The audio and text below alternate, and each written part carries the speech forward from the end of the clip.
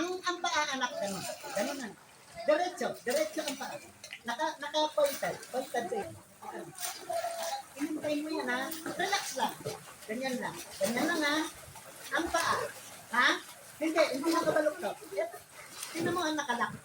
Ganit, yan ang gagawin ko ha. So, glide. Pinaka-range to ball. Tapos,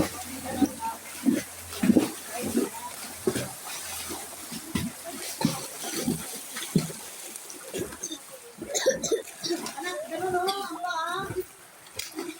Di ba yung ginawa mo kanina doon sa taas?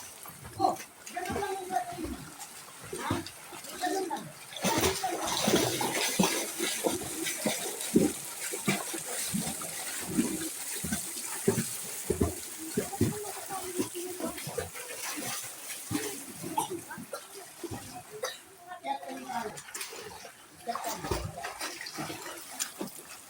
Mahirap? Mahirap gawin?